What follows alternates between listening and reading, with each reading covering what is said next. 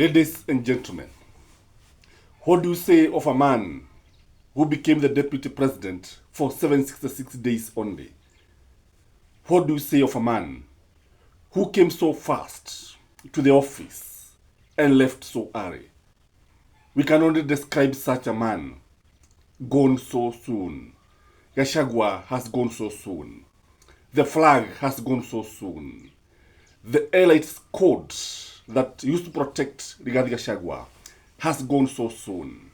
As this continues, after the impeachment, we can only wish Rigathi Gachagua quick recovery from his current hospital.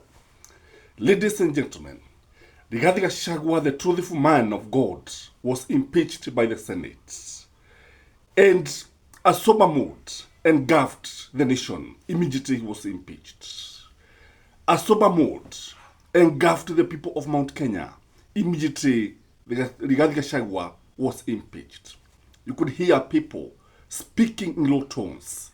You could see people converging. Even now, as we go on air, I've just passed around a bus station, and I could see people in groups speaking in low tone. Ladies and gentlemen, this is our country for you. William Samoei Ruto has completely crushed his enemy. William Samoei Ruto has succeeded in applying one of the 48 rules of power. Now, the next thing is to bring the enemies close than the friends. It's because it's also another 48 rules of power, that you bring your friends close, but you bring your enemies closer so that you can understand what they want or what they are planning. This now brings us to the next DP, who actually, I understand there are some two governors who have bid farewell to the members of the county assembly and some people working in their offices, that I may not come because it is being said A, B, C, and D. Ladies and gentlemen, it was very, very painful for Rigathi Gachagua. It was very, very painful for Watu wa Mlima. It was very, very painful for those people who believed in William Samoei Ruto. But in this video, ladies and gentlemen, I want us to look at what this means. What does the impeachment of Rigathi Gachagua mean to the politics of this country? Number one, that Gachagua ceases to be the Deputy President of the Republic of Kenya further.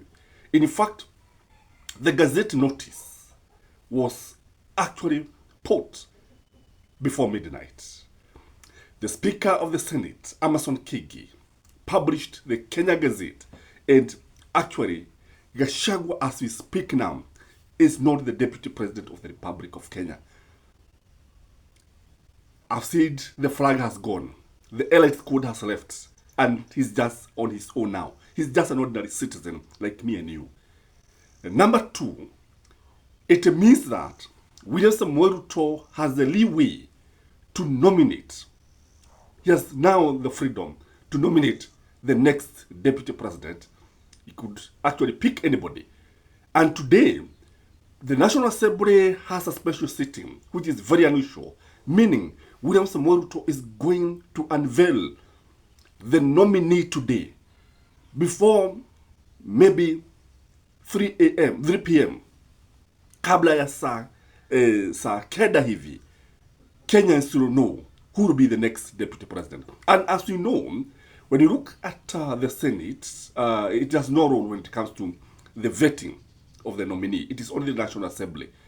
But the funny thing is that because these guys are just there to stamp, to rubber stamp William Samoei Ruto's decision, so whoever will be nominated by William Samoei Ruto, expect that whether he is tainted or not, whether he is corrupt or not, this is a man that to be the next deputy president of the Republic of Kenya. That is what it means.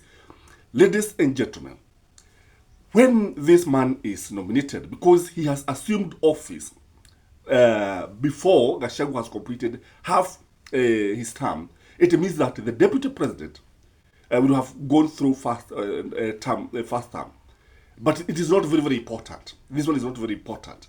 But it also means that Gachagua loses all his perks, all his pension, unless he succeed in the judiciary. Because I know definitely he's going to court.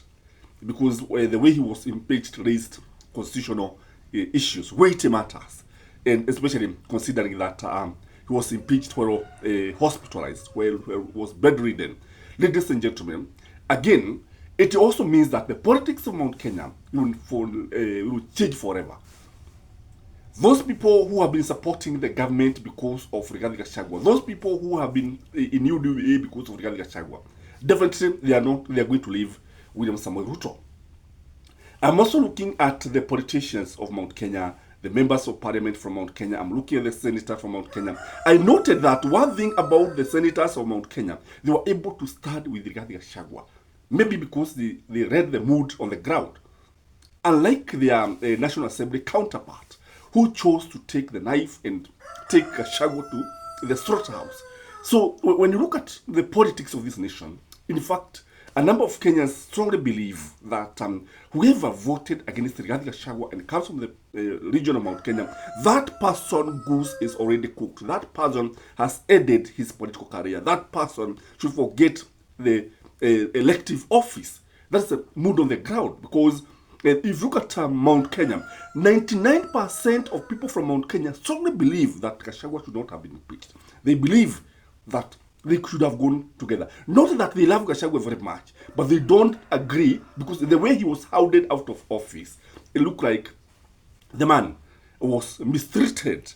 It looked like William Samoei Ruto was revenging. It looked like their differences with William Samoei Ruto is what actually brought this situation here. It is very clear that anytime the president is not comfortable with you, you have to leave office. That's the message that comes from this case. And now, the other thing that is coming out is that when you look at the people of Mount Kenya, now they are remembering Uhuru. In fact, a number of them have tweeted, and some of them even wrote to me, they have texted me that clearly, as you used to tell us, Uhuru sio Ruto. And for sure it is true.